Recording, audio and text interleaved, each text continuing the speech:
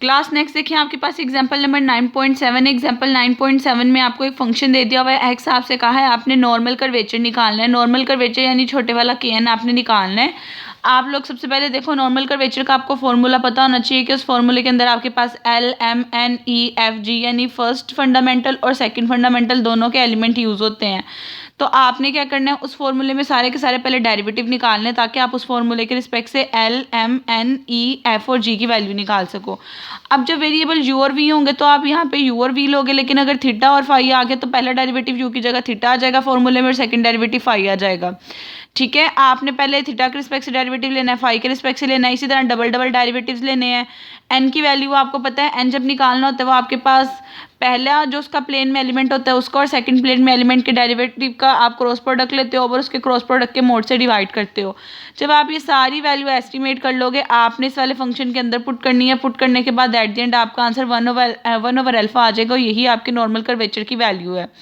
अब इसकी calculation book में दी हुई थी इसलिए इसको मैंने सोल्व नहीं किया, इसको आपने खुद कर लेना है। लेकिन जो आपकी नेक्स्ट 2 प्रॉब्लम्स है उसमें भी यही वर्क है, उसको मैंने स्टेप बाय स्टेप सोल्व किया ताकि आपको पता चले उसे कैसे करते हैं।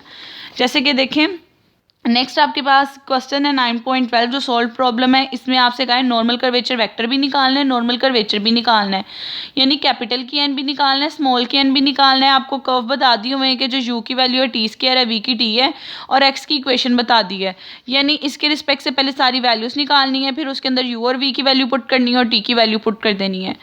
अब देखिए मैंने सबसे पहले लिखा कि अगर मैंने कर्वेचर निकालना है नॉर्मल कर्वेचर का फॉर्मूला पता होना चाहिए। नॉर्मल कर्वेचर का फॉर्मूला लिखेंगे।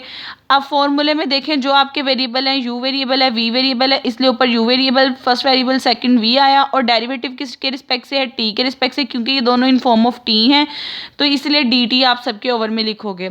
आपने जो फॉर्मूला याद किया होगा आप एज इट इज़ लिखोगे। उसके बाद मैंने आपकी आसानी के लिए सारे फॉर्मूलाज दोबारा लिखे ताकि आपको पता चले L M N E F G इन सब के फॉर्मूलाज लिखे। ये जो एन यूज होना है इसका फॉर्मूला, यहाँ पे 2 वेक्टर हैं, पहला यू दूसरा वी, उसके रिस्पेक्ट से ये फॉर्मूला बनेगा। अब हम 1 बाय 1 वैल्यूज़ कैलकुलेट करेंगे। पहले सिंगल सिंगल डेरिवेटिव हमें चाहिए होंगे, फिर हमें डबल डबल डेरिवेटिव चाहिए होंगे। मैंने एक्स लिखा जो आपको गिवन था उसका पहले यू के रिस्पेक्ट से डेरिवेटिव लिया। यू के रिस्पेक्ट से डेरिवेटिव लेने के बाद इटसेल्फ में डॉट प्रोडक्ट भी ले जाऊंगे ताकि मेरे पास ई एफ और जी की वैल्यू आ जाए।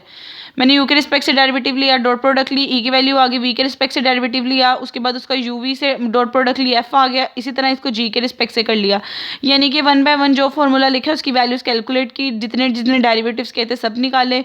जो एन था एन की वैल्यू लिखी, एन की वैल्यू लिखने के बाद ऊपर वाली टर्म जो थी उसको क्रॉस प्रोडक्ट से थोड़ा सिंप्लीफाई किया। स्टेप बाय स्टेप बच्चों मैंने यहाँ कैलकुलेशन किया। जब आप लोगों ने यहाँ से टैली करना है आपको समझ आ जानी है मैंने कैलकुलेशन में कैसे किया हुआ है, क्योंकि आपको डेरिवेटिव और डॉट प्रोडक्ट लेनी आती है। उसके बाद आपके पास एन की वैल्यू आ जाएगी। अब देखें एल का formula X double derivative U into N था, बजाय इसके कि मैं इसकी वैल्यू लिखूँ इसकी लिखूँ, मैंने डायरेक्ट दोनों की डॉट प्रोडक्ट ली है। जब डॉट प्रोडक्ट लेनी है ये constant number as it is आ जाना है, ये वैक्टर्स में देखना है। अब एन वैक्टर में E1 E2 E3 सब आ रहा था, लेकिन जो आपके पास यू वाले डेरिवेटिव है उसके अंदर जस्ट आप लोगों के पास देखें E3 आ रहा था, इसलिए E3 वाली टर्म E3 से मल्टीप्लाई होगी, तो वहाँ 1 था वहाँ 2 था तो मल्टीप्लाई होकर 2 आ जाएगा। इसी तरह MN की डॉट प्रोडक्ट लोगे, सारी की सारी डॉट प्रोडक्ट लेने के बाद देखिए आपका फंक्शन UV की फॉर्म में चेंज हुआ है। आपको इस क्वेश्चन में कहा था जहाँ जहाँ फिर U होगा टी स्क्वायर पुट करना है, जहाँ V होगा वहाँ T पुट करना है, और ये पॉइंट्स में T की वैल्यू 1 है, यानी आप लिखोगे U equals to T square है, V इक्वल टू टी, और अगर T इक्वल टू 1 है इसके अंदर T की वैल्यू पुट करोगे तो एट द एंड आपके पास U और V की वैल्यू 1 1 आ जाएगी। यानी जहाँ U आ रहा है जहाँ V आ रहा है वहाँ आपको 1 पुट करना पड़ेगा। जब आप 1 पुट करोगे सारी की सारी जो वैल्यूज़ आपके पास UV की फॉर्म में थी वो नंबर्स की फॉर्म में चेंज हो जाएगी। इसी तरह फॉर्मूले में हमें du/dt और dv/dt की वैल्यू भी चाहिए, इसलिए जब हम यहाँ से डेरिवेटिव लेंगे इसका 2t डेरिवेटिव आ जाएगा, उसमें पॉइंट पुट करेंगे 2 आंसर। v के रिस्पेक्ट से डेरिवेटिव लेंगे dt आ जाएगा, और dt के रिस्पेक्ट से t का जो आपके वैल्यू पुट करेंगे वो 1 होता है तो यहाँ 1 आ जाएगा। फॉर्मूले के अंदर सारी वैल्यू सब्सटीट्यूट करेंगे, at the end normal curvature ये आ जाएगा। यूनिट नॉर्मल कर्वेचर वेक्टर में आप लोगों का ये फॉर्मूला होता है, इसकी वैल्यू लिखेंगे इनटू n वेक्टर की जो वैल्यू है उसमें से कांस्टेंट बाहर निकाल दोगे तो आप कहोगे नॉर्मल कर्वेचर वेक्टर आपके पास ये होता है। बेसिकली बच्चों आपको फॉर्मूलाज पता होना चाहिए, आपका सारे का सारा काम हो जाएगा। अब ऑनलाइन में तो आपको बच्चों MCQs आने हैं, MCQs में इतने लंबे लंबे क्वेश्चन नहीं आते। आप लोगों ने करना क्या है, आप लोगों को जो मैं टॉपिक करवाती हूँ बच्चों उसकी एक एक लाइन अच्छे से रीड करनी है। ये जो मैं बताती हूँ ना यहाँ से यहाँ तक फॉर्मूला, वो फॉर्मूला भी याद करना है, उसके अलावा थ्योरी भी एक दफ़ा रीड कर लेनी है कि कोई MCQs वो कहाँ से बनाते हैं, आपको आइडिया होना चाहिए। और ये क्वेश्चन इसलिए करवा रही हूँ, सम टाइम कोई फॉर्मूला वगैरह पूछ लेते हैं आपके सिलेबस में, इसीलिए ये करवा रही हूँ। उसके बाद नेक्स्ट आपके पास क्वेश्चन 9.17 है। आपको क्या आपने ये इक्वेशन बनानी है अगर एक टाइम में आपके दो कर्वेचर एग्जिस्ट कर रहे हैं। सबसे पहले जो मैंने आपको एक फॉर्मूला बताया था जब मैंने नॉर्मल कर्वेचर के पेज पे नेक्स्ट पे किया था एग्जांपल से ऊपर, वो फॉर्मूला था के एन इक्वल होता है के इंटू एन डॉट एन के। आप वो वाला फॉर्मूला लिखोगे। बच्चों ये सिचुएशन तब होल्ड करती है अगर आपके पास कोई कर्वेचर हो उसके रिस्पेक्ट से एक यूनिट नॉर्मल वेक्टर आ रहा हो। अब यहाँ पे दो कर्वेचर है, दो यूनिट नॉर्मल वेक्टर होंगे, इसलिए मैं क्या करूँगी जब फर्स्ट कर्वेचर की बात कर रही हूँ उसकी यूनिट नॉर्मल को n1 से डिनोट करूँगी, जब सेकंड कर्वेचर की बात कर रही हूँ उसके यूनिट को मैं n2 से डिनोट करूँगी। करने के बाद देखिए हमें यहाँ पे बेसिकली इस टर्म को प्रूव करना था। इस टर्म को प्रूव करने के लिए हमें इसके ऑपोजिट से इसे मल्टीप्लाई करना पड़ेगा। यानी कि अगर k1 है उसकी हमें पहले n2 के साथ डॉट प्रोडक्ट लेनी पड़ेगी, k2 है उसको n1 से मल्टीप्लाई करना पड़ेगा, फिर उसको फर्दर सॉल्व करेंगे तो ये टर्म हमारी प्रूव होनी है। इसीलिए मैंने सबसे पहले क्या कि ये फॉर्मूलाज बताया k1 k2 किसके इक्वल होता है, इसको इसके ऑपोजिट यूनिट वेक्टर से मल्टीप्लाई किया, इसको इसके ऑपोजिट यूनिट वेक्टर से मल्टीप्लाई किया। करने के बाद दोनों इक्वेशंस को सब्ट्रैक्ट किया। सब्ट्रैक्ट करेंगे लेफ्ट हैंड साइड आपस में सब्ट्रैक्ट हो जाएगी, राइट हैंड साइड आपस में सब्ट्रैक्ट हो जाएगी, क्योंकि बच्चों बेसिकली ये सारे का सारा काम हम इस टर्म को फॉर्म करने के लिए कर रहे हैं। जब आप ऐसे करोगे आपके पास स्केलर ट्रिपल प्रोडक्ट का फॉर्मूला बनता है जो आपके पास क्रॉस की फॉर्म में आती है। आप लिखोगे पहला यूनिट वेक्टर n है, दूसरा n1 है, तीसरा n2 है, यानी कि इसको जब क्रॉस की फॉर्म में लिखोगे तो n1 cross n2 into cross n के इक्वल होगा। इसकी जगह इसकी वैल्यू लगा दोगे। अब ये वाला बच्चों काम इसलिए किया था ताकि जब हम इसके अपने आप के साथ डॉट प्रोडक्ट लें यूनिट वेक्टर्स 1 हो जाने, पीछे k1 का स्केयर k2 का स्केयर आ जाएगा, और यही चीज़ हमें बेसिकली चाहिए थी। इस वजह से नेक्स्ट स्टेप में हमने इस वाली टर्म का इटसेल्फ डॉट प्रोडक्ट लिया। जब आप इटसेल्फ डॉट प्रोडक्ट लोगे लेफ्ट हैंड साइड पे this term dot this term आ जाएगी, यहाँ पे भी आपस में डॉट प्रोडक्ट आ जाएगा। स्केलर जो नंबर होता है उसको आप सेपरेट से एक साइड पे भी लिख सकते हो। तो इसका जब आपस में डॉट प्रोडक्ट लोगे के स्केयर आ जाएगा और यूनिट जो वेक्टर्स हैं वो आपस में डॉट प्रोडक्ट की फॉर्म में लिख दोगे। आपके पास एक फॉर्मूला होता है अगर A cross B dot and C cross D हो रहा हो तो पहली टर्म पहले से मल्टीप्लाई होती है, सेकंड से, माइनस ए डी से, बी सी से।